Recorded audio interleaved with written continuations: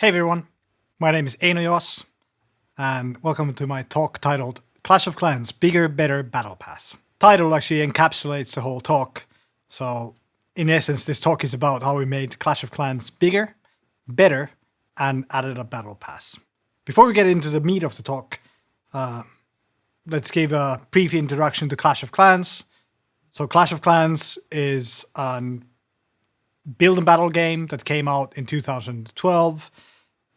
It exploded to success back in its day and was a pretty big phenomenon. And it grew even bigger in 2014 when the Clan Wars feature was added to the game.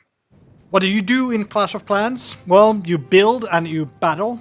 So you attack other people's villages, steal their stuff, bring that stuff home to your village, use it to build it up, and then rinse and repeat.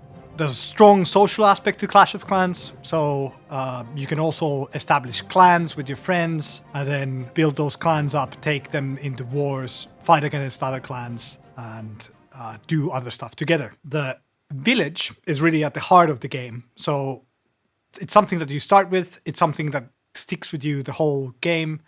You build it up level by level by level, and as you level it up, as it grows, it becomes more powerful. You unlock new toys to play with, new cool ways to steal other people's stuff, and new ways to wage war. The core loop of Clash of Clans is pretty simple. So, as I mentioned, you steal other people's stuff in battles, then you bring that stuff home, and you use it to build up your own village and train armies. You can also get a bit of resources by building these resource collector buildings, gold mines, elixir collectors. Those will give you a small trickle of resources on the side. So that's Clash of Clans in a nutshell. If you have been following games media last year, you might have seen headlines like this one. So our revenue jumped pretty drastically in April last year when we introduced a feature called Gold Pass, which is a battle pass. You might know battle passes from games like Fortnite. It's a system where you sign up every month and get a progression structure to go through and get nice rewards out of it. And for us, that worked really well, and the revenue jumped pretty drastically. And what's better, we finished the year at nearly a 30% growth year over year. And like hearing me say this, you might feel like, ooh, these battle passes, they're pretty sweet. Maybe I should add one to my game.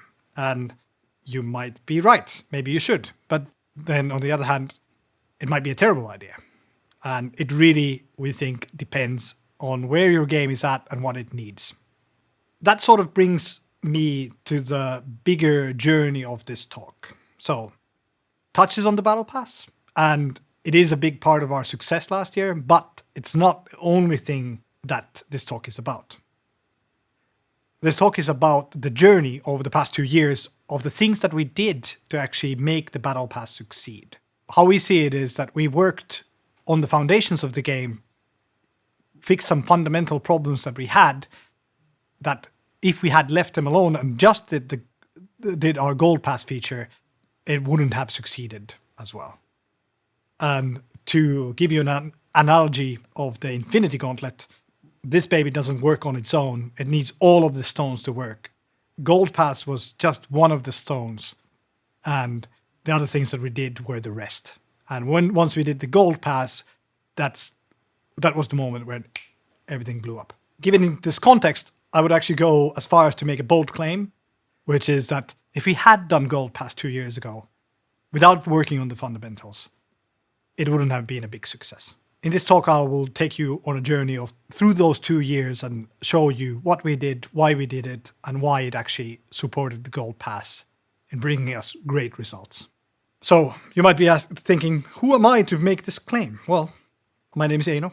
I am a game designer / game lead from an imaginary country of Finland. I have loved games since I was a kid, and that wasn't my first career choice, because when we were little and we racked up a massive modem bill playing Quake online, my dad got really angry and said, playing all these games will never do anything good for you. So I took heed of that, and I went to get a real education.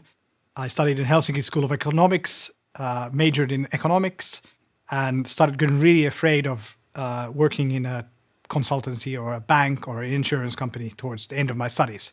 Luckily, I met this guy, Vili Ledovirta. He's a researcher in virtual economies. I met him at a dinner party in the Finnish embassy in Tokyo, and we started geeking out about the economy in Ultima Online. So great way to make new friends. We ended up starting a company together, and he was my mentor in getting into virtual economics and learning more about how do virtual economies work, what can you do with them, what are good ideas, what are bad ideas. We did that for 2 years, and that eventually landed me a job at a company called CCV Games. I moved to work in their studio in Shanghai, worked on a game there for 3.5 years, then ended up working in Berlin, Germany, at a company called Jager for 3 years. And then finally, I returned to my imaginary native land of Finland to work for Supercell. At Supercell, I started first at Boom Beach as a game designer and then moved to Clash of Clans in August 2017. And that's sort of where our journey begins. Beginning of the journey. In August 2017, I moved to Clash of Clans, and then September 2017, the game lead at the time told me, "You're going to take over the team now. It's going to be fine. Don't be scared. I know you are. Good luck." And he went to work on a new game project. It was an interesting time because the team was pretty new at the time. There were quite a few new faces, and a lot of movement was happening. The game itself had been declining for a while, so we were coming into a situation where the pressure was sort of on. We were, of course, young and bright-eyed, and we felt that we wanted to make a difference.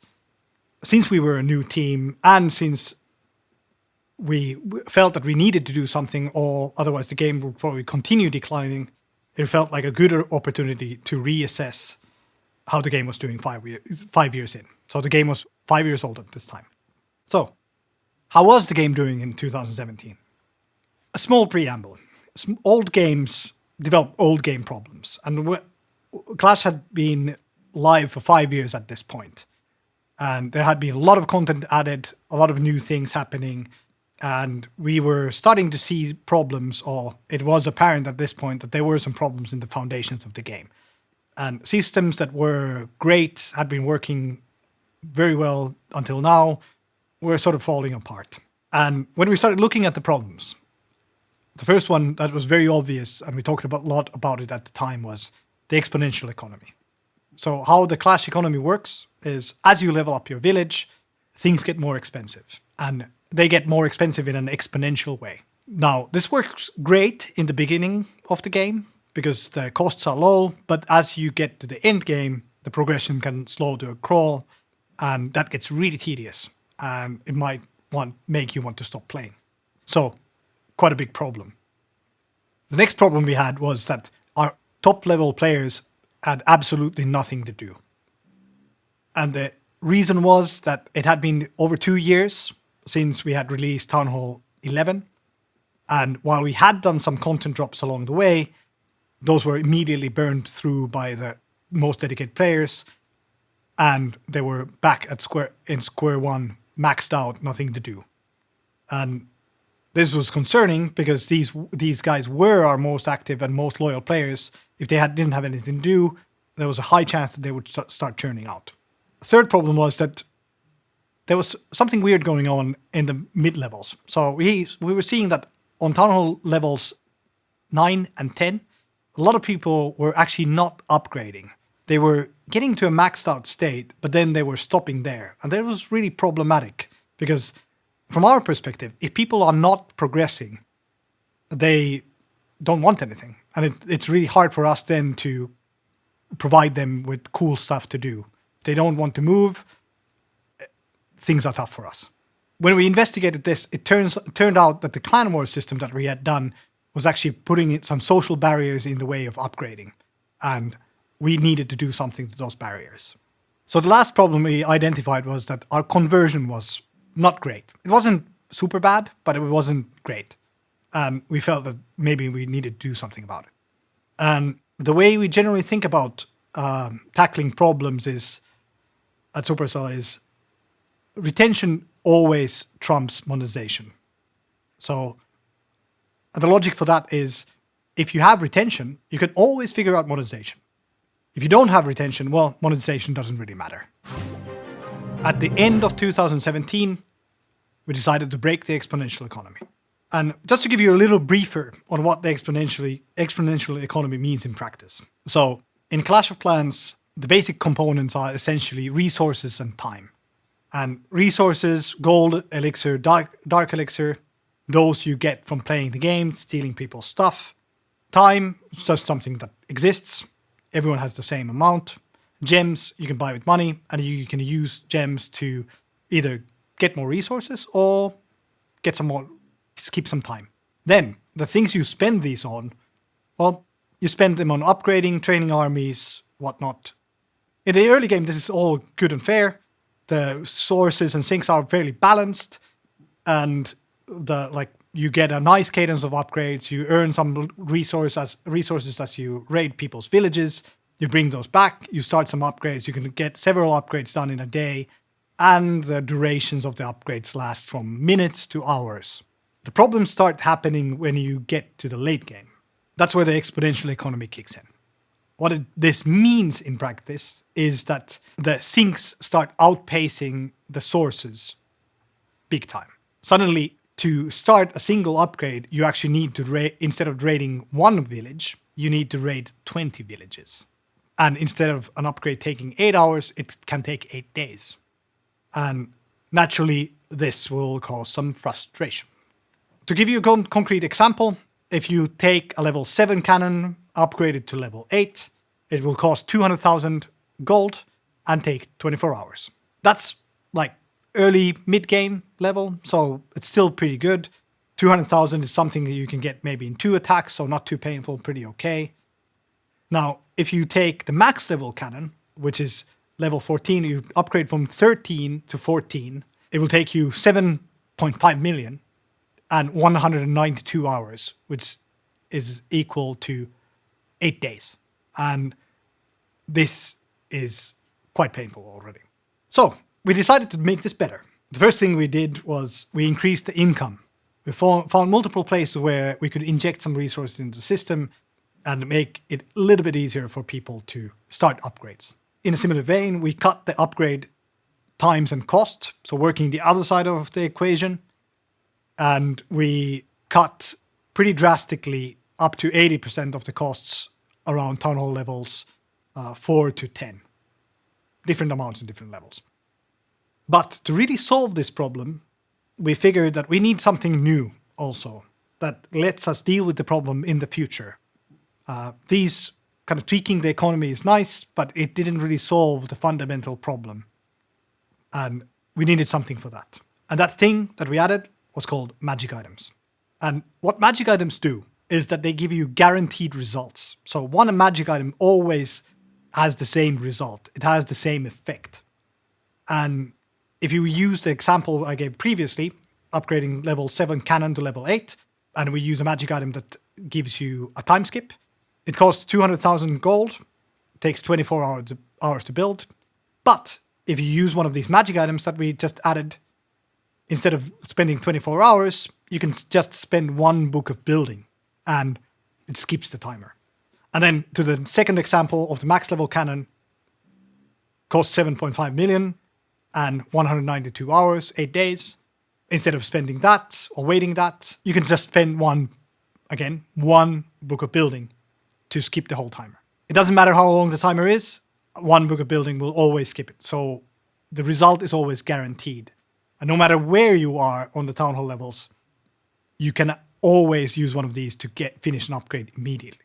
We thought it was a pretty cool solution because it's something new that adds to the economy, which means that it's tightly controllable. So we can use this as a surgical way to tackle the problems where they come up and not actually have negative effects elsewhere. Also, as a solution, it's pretty tidy. We tried to make it as simple as possible. And while it adds a little bit of complexity, it's still, we think, better than reworking the entire economy to fix the problems. Just to give you an idea of what different items do, we have the hammers. Hammers give you a level directly to the thing that you're upgrading. There's several types. So there's hammers and magic items for different types. There's one on the left is for troops. Then we have something for spells. Then we have something for upgrading your heroes or adding a level to your heroes. And then finally, something to give a level to your buildings. A similar vein, we have books. The first one allows you to skip timers on your troop upgrades. Second one allows you to skip timers on your spell upgrades. Third on your hero upgrades. And then lastly, the Book of Building on your building upgrades. Then we have runes, one for each resource type. These allow you to fill your resource storages to max capacity, whatever it is. And then finally, we have potions. And potions have nice little effects that are temporary. You can, for example, boost your builders for a time. You can add levels to your heroes for a time. You can get your troops to max level for a time, and so on and so forth. Having done magic items and all the other tweaks to the economy to make progression better, we felt that we had succeeded in solving the economy problem. And we had found tools to best the exponential economy. We were pretty happy. The solution was good. The problem was that there were a lot of players who didn't really care about it. So we still had the maxed out players who didn't actually want to upgrade anything, so magic items didn't matter for them. And then we had the mid-level players, Town Hall 9 and 10 war players, who just didn't want to upgrade. So they didn't care about magic items either. It was clear to us that our work wasn't done yet. And the next thing we did, well, we proceeded in the order that we had sort of thought up before. We started working on giving our max level players something to do. This was in summer 2018 that we set out to solve the next problem.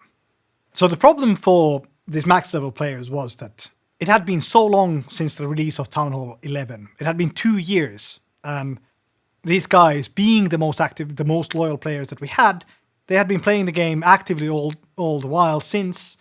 And they were basically constantly hitting the cap. Whenever we dropped some new content a little bit, they would immediately consume it and end up in the same state, maxed out, nothing to do. So these smaller content upgrades weren't enough anymore. And we needed to do something else. And again, this was a problem that we really needed to fix, because if we didn't add any content, there was a risk that these players would start churning out of the game because, well, it's boring if you don't have anything to do. And you might think, well, just add another Town Hall level. But for us, it wasn't so simple. We had this tendency to think that, hey, is this really the thing we want to do? Maybe we should actually come up with a new content loop for the end game players, so that when you're in Town Hall 11, you graduate into something else, and then you enter that new loop and keep playing that. And maybe that would be a great thing to keep you happy.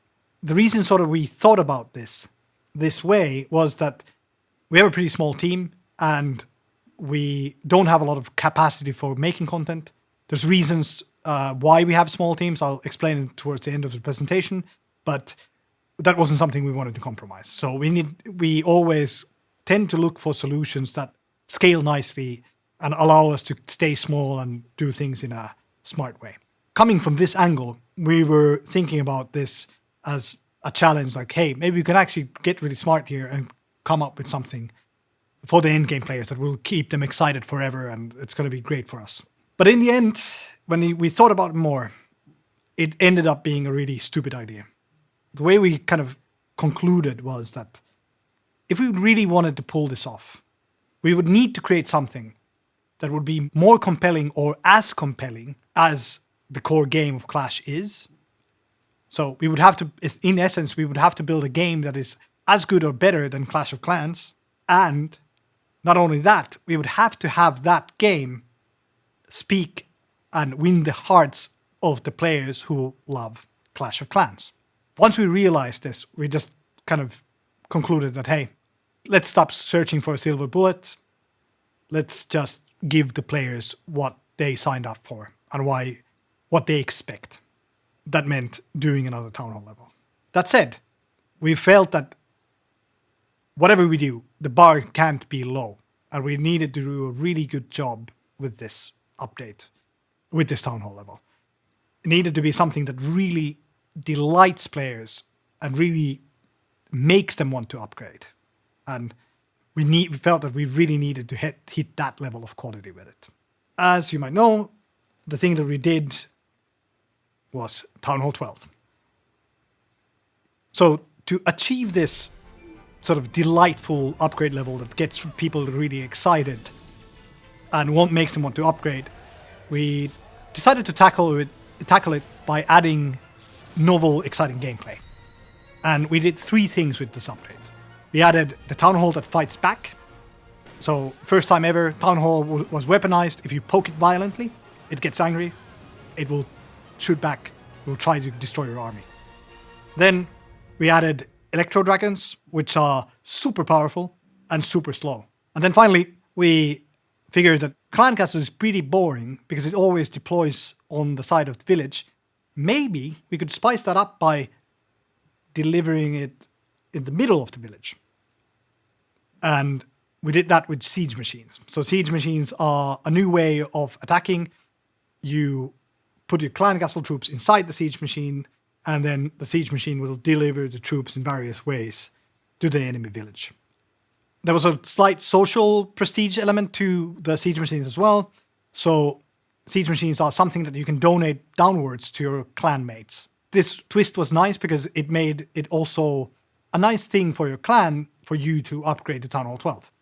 In addition to these novel gameplay elements, we of course also added a lot of content. We added a level for nearly everything in the game, from defensive buildings to resource storages to resource collectors to barracks to everything, pretty much. And at the same time, we added also a level to nearly all the troops that we had. And in hindsight, that wasn't a great idea because it's actually good to hold some content back in reserve, and we should have done this here as well. But we kind of felt that, hey, maybe it's nice to, since it's been such a long time since people got new content, maybe it's actually nice to just release all at once and give them a lot of stuff to play with. At this point, we had 2 problems down, 1 problem or 2 problems to go, and we had nice rewards. The economy was better. We had a way to deal with the exponential economy.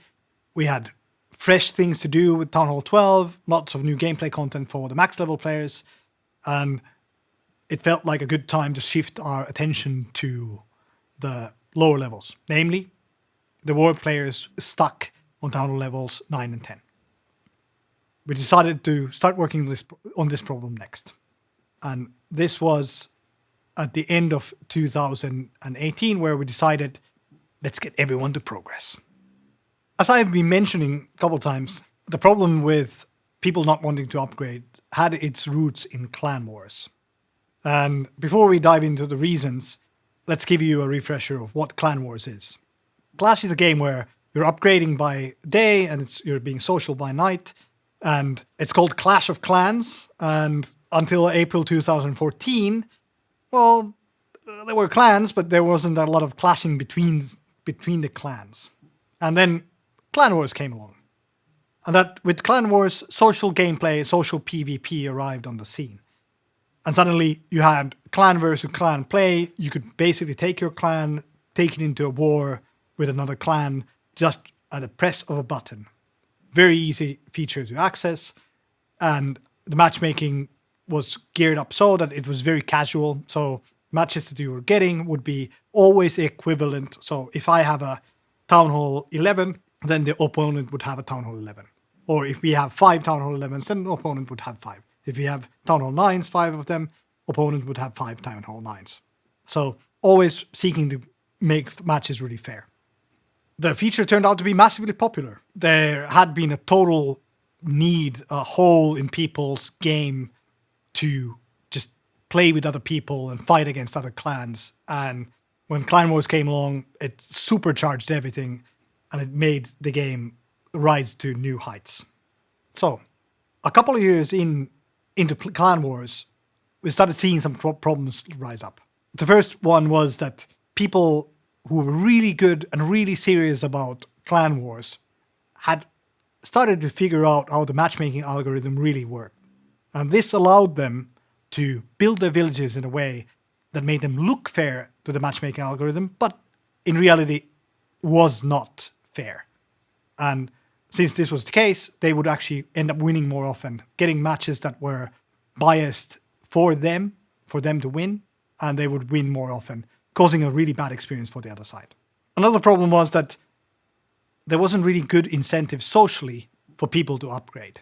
So since you were getting always even matches, there wasn't a reason for clan leaders to say, hey, let's upgrade you to the next town hall level.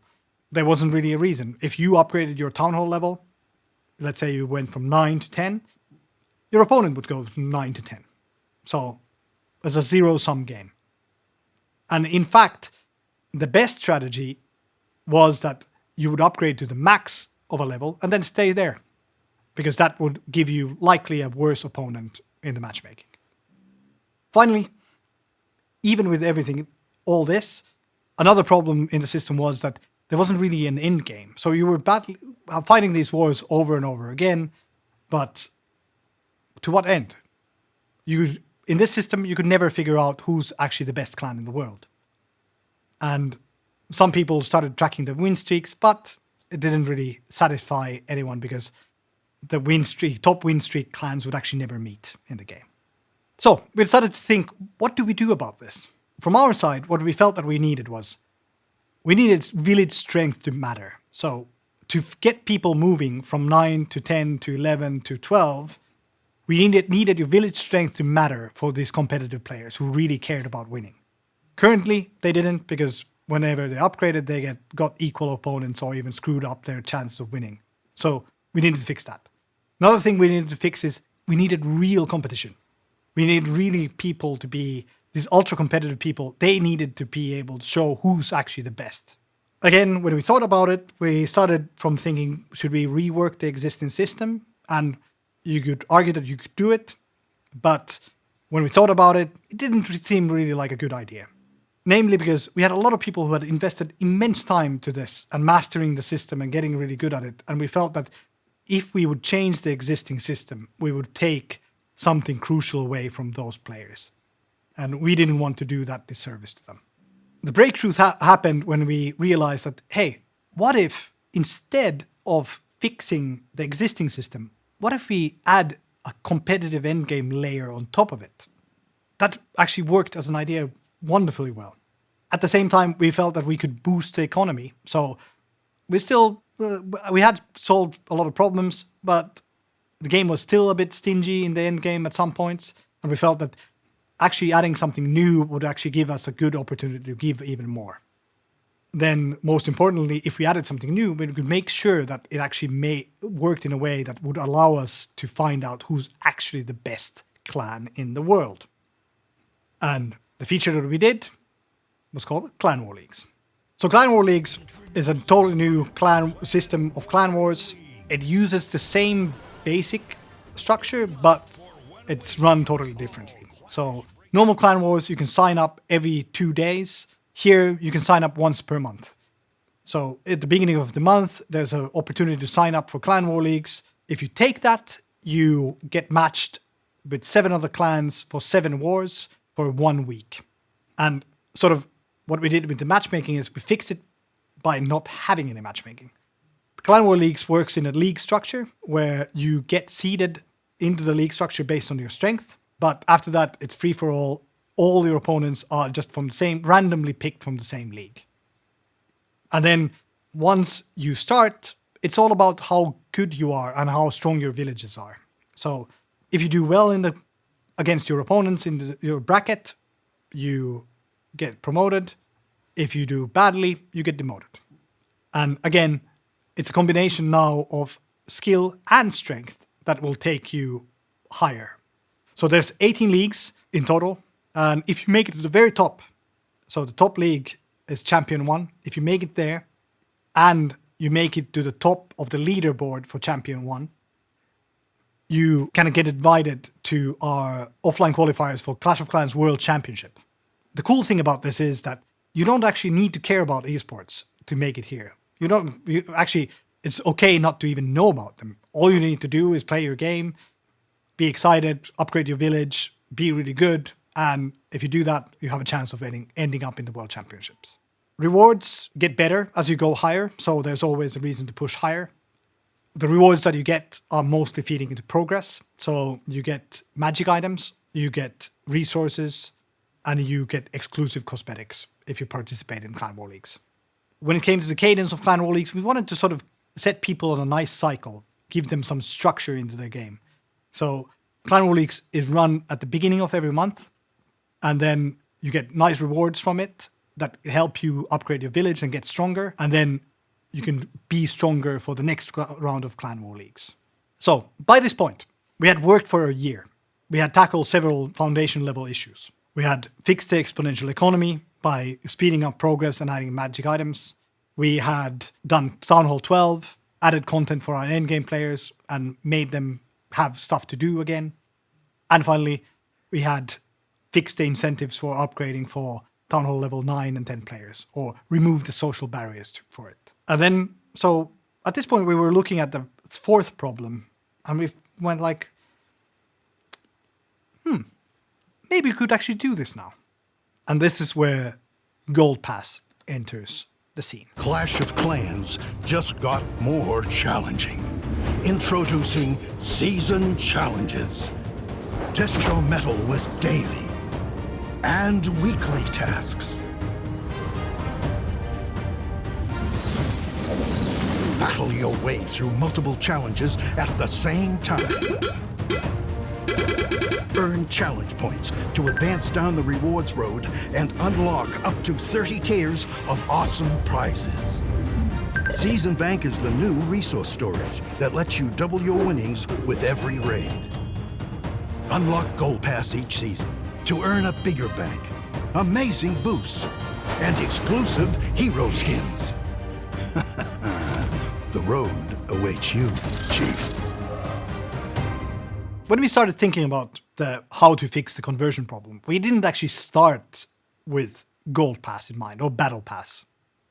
What we started with was we had several needs that we needed to tackle. First one was we needed something that would be low price point, because we have a lot of players in countries with less income overall, and the current offering that we had was sort of pricing them outside, and they couldn't actually feasibly get anything in the game. The value just wasn't high enough. So we felt that we really need something that is low priced enough and high value enough to get them excited about it. Then we wanted, whatever we did, we wanted it to feel fresh, so that when you looked at it, you went like, oh, that's cool. That's something new. I haven't seen that before. Maybe I could get excited about this. And finally, we wanted something that wasn't a skip ahead. We wanted something that lets you, as a player, work for your progression. And instead of just getting to it by spending money, we wanted you to spend some money and then have a nice experience. And putting all these things, all these four things together, actually came together. Why wouldn't we do a Battle Pass? And we did. And we called it Gold Pass. Starting out with the Gold Pass, once we decided, okay, let's go for a Battle Pass, we had a high-level goal, of course, same thing that I've mentioned before. We wanted to fix conversion. We wanted to increase it. But at the same time, since Battle Passes are actually great for improving retention as well, we included that in and decided to treat that as a secondary goal. When we delved into the design, we broke things down into a lot of sub-goals that we wanted to tackle based on the needs of the game. First off, we wanted, like I said before, we wanted this to be incredible value for money. We wanted this to be a total no-brainer. And we did it by making it have over 25 times the dollar value of progression content and other stuff. The price point was set to $4.99, which satisfied our low price point requirement. Then it's just a question of loading up enough value to make it really attractive. Cool thing about Battle Pass is that you can actually load a lot of value in a Battle Pass and still have your economy protected, because it's just a monthly thing. No one can buy it multiple times. So your economy is safe. The next thing was we wanted to have exclusive cosmetics. This feeds to do things. It feeds into the fresh appeal. So this was something new that we didn't have. Then it feeds into satisfying max out players who don't actually need the progression content, but exclusive cosmetics is something that they still could get behind if they're inclined. The exclusive cosmetics that we did were hero skins. So for the first time ever, we added hero skins into the game. Finally, we wanted you to get something for your clan mates when you actually made this purchase. And our solution to that was that we gave you 1 gem donations. So in Clash of Clans, you can donate troops to your clan mates. It usually is pretty tedious. You need to train the troops and then you give them away. With 1 gem donation, you can actually donate them with gems on the very cheap, just 1 gem per troop. It turned out that this is actually one of the biggest things that people love about Gold Pass. Going further on design goals, we thought, okay, who is this for and who does this need to cater to? First off, we wanted this to be accessible to all the players. We did this in a classic Battle Pass fashion, so you have 2 tracks. You have the free track, and then you have the gold track that you get access to if you pay. You gain progress on both simultaneously. So if you're just playing along, you can play for free. You don't need to care about it. You make some progress. And then maybe at some point you'll be interested in buying the gold pass if you make it really far. But everyone gets access. Everyone gets to participate in this feature for free. That was a really important goal for us. Then we wanted the gold pass to appeal to maxed out players. So as you know, we have a lot of players who are very excited about the game. They consume our content very quickly. They push to the max. They upgrade everything, and we wanted this to cater for those guys as well. To do that, we had the hero skins in the mix, and then we had 1 gem donations, and finally we had a training boost that lets you train your troops faster. Then we also wanted this to appeal to latecomers. Some battle passes work in a way where if you come late, you have no chance of finishing it. We didn't want that. We wanted everyone to have a chance to finish it, even if you come late. If you're leading a busy life, you might not have that much time to spend in the game. You might actually realize that the season is ongoing at the end of the month. We wanted to give you a chance to come in very late, last minute, and then have a fair chance of completing the whole thing. To do this, we made sure that there's enough points to go around. So the weekly challenges actually have almost double the number of points that you need to max out the whole thing. And not only that, there's a lot of synergies between the tasks. So if you come in late, you'll have a lot of tasks accumulated up that actually work in a synergistic way. So if you play, you'll actually make progress in a lot of them at the same time, which makes progress really quick if you're coming late. Lastly, we considered how do we want players to actually interact and play with this feature, and how do we want to actually operate it ourselves as a team. First, we wanted to reward you for being active.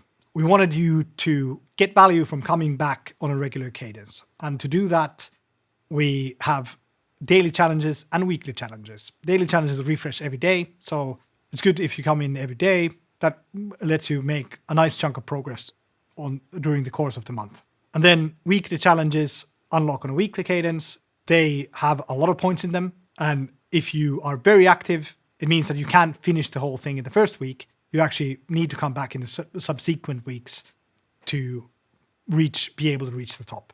We wanted to make sure that everyone gets to the end. So no matter if you're a super hardcore player, a casual player, Sunday player, forgetful player, I don't know, whatever kind of player, we wanted you to get to the end. Because we want you to enjoy the game. We want you to also be tempted by the Gold Pass. So if you're active, you should be able to max out each season with relative ease. And the most important thing that feeds into this is that there's plenty of points to go around. Like I said before, there's nearly double the amount of points that you have available that you need to max out. Then we wanted to make sure that this does not actually become a burden to you. So it shouldn't increase your playtime. To do that, we made sure that the tasks are something that you can just complete very casually. You don't even need to pay attention that much to what's in there. You should just make progress automatically as you play the game in your style. And then lastly, we wanted to make sure that this thing would be operationally sustainable for us as a team. We don't have that many developers on the team. Like I said before, content is something that we're hard-pressed to produce. So we wanted to make this something that we can run every month with relative ease and still have plenty of time to develop content for other sides of the game. And to do this, we focus the unique offering each month on a single new hero skin that we're committed to deliver, and then offer nice progression rewards for the rest of the value.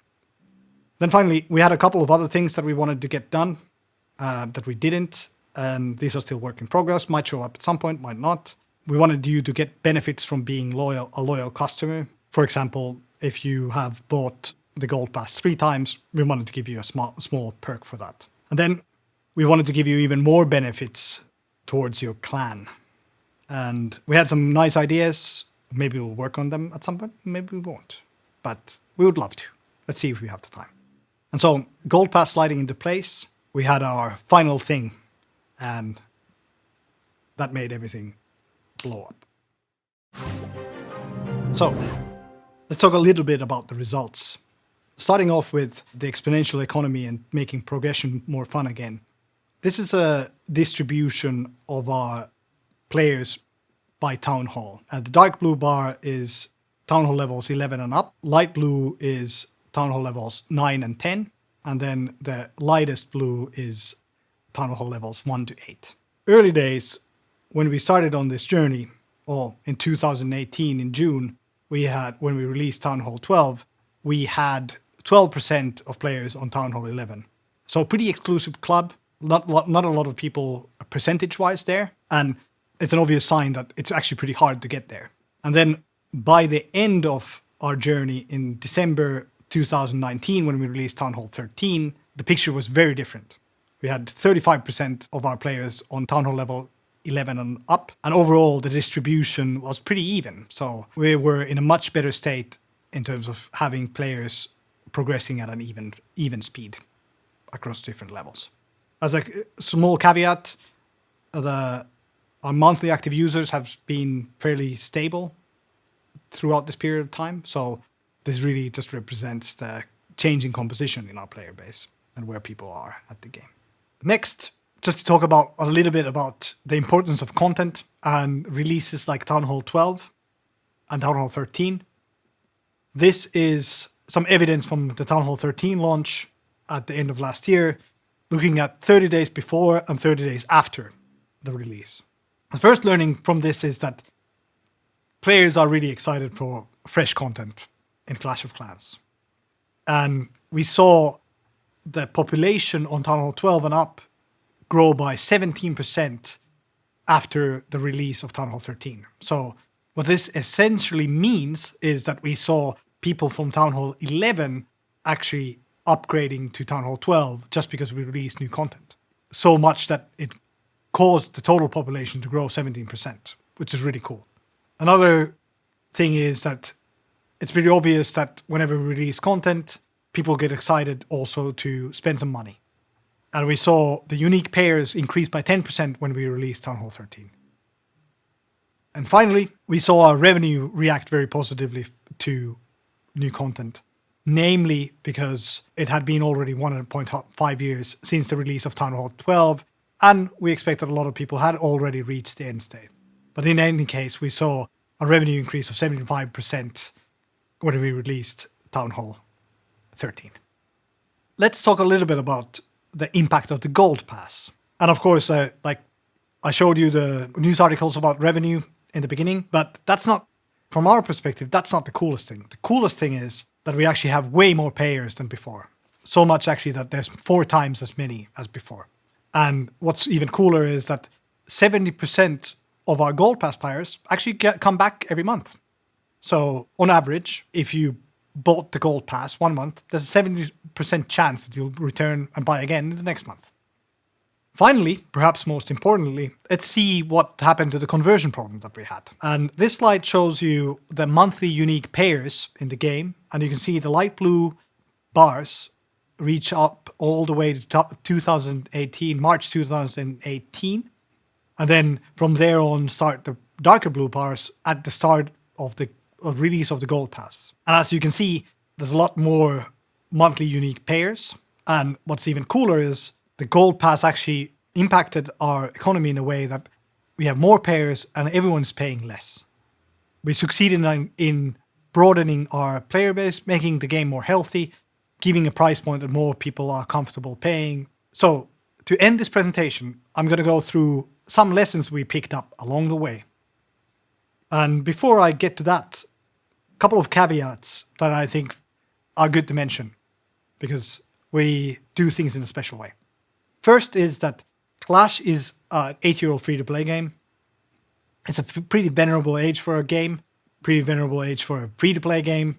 And of course, that affects how we approach things, how we see things. And the takeaways presented here can be a bit specific to those. And operating older live games in general. We have fairly small teams. And this is a thing that small means different things in different companies. For us, small means that Clash of Clans team is 20 developers, 20 people with 12 developers and 8 people working in support roles. Of course, this means that it affects and molds our thinking on how we approach things, how we work around things, how we plan things in a big way. We don't have small teams for the sake of having small teams. Of course, it would be nice to have big teams and produce a lot of content, but we actually believe as a company that small teams let us deliver the best product, and it lets people have maximum ownership over what they do, and that together just brings us to the best results. And the ownership thing is actually super important overall in this whole thing, and that's my third point. The game teams at Supercell have full ownership over their games. There's nothing that can't be decided in the game team. No one comes to second guess your decisions. It's all you all the way. I don't think the journey that we had in the past 2 years would have been possible in any other kind of a structure, since it's hard to imagine someone having patience towards a game team that says, well, we'll just work on these other things for 2 years and then we'll look at the revenue problem. I think we could do it because we are just responsible to ourselves and we really believed that this is the best thing to do. But in a different structure, it might be hard or even impossible. The first takeaway I have is you really need to understand your game. Each game is a unique little snowflake. Each one has its own problems and its own solutions.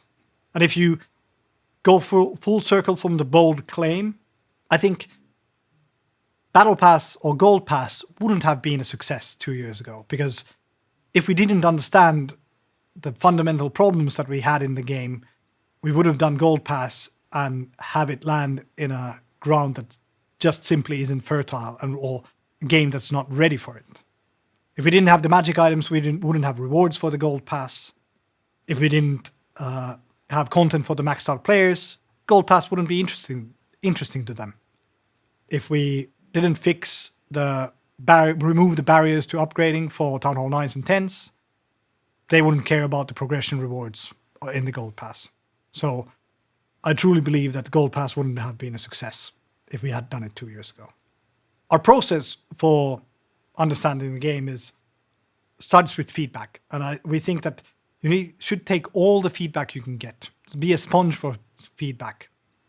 And the trick is that you should listen to everything, but you don't need to believe everything or you don't need to react to everything. But listening to everything allows you to sort of formulate a picture of the world of how is the reality really looking? What does it look like? Where are the real problems? People say different things, but when you listen to everything, then a picture starts forming, and then once you have that picture, then you can choose what to believe yourself and which problems to start tackling. And figure out your foundations. Our foundation is pretty simple in the end. It wasn't a simple process to discover it, but in the end, it's pretty simple. The heart of the game, the ultimate foundation of the game is the village. Clash is really a game about building your village. It's you might kind of, from the outside, think that it's a combat game, it's a tower defense game, it's about attacks, it's about looting.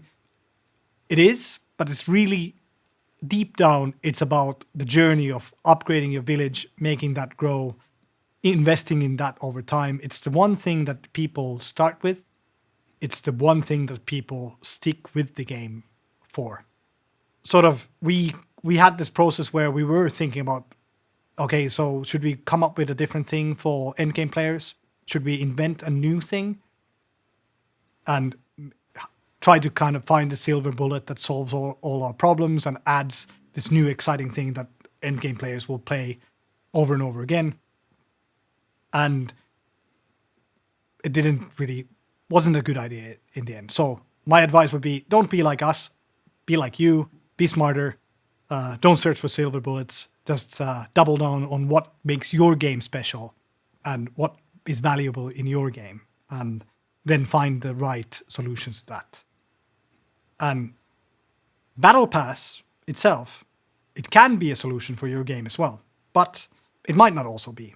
It really depends on what your game needs. So first figure out that and then tailor the solutions to those needs.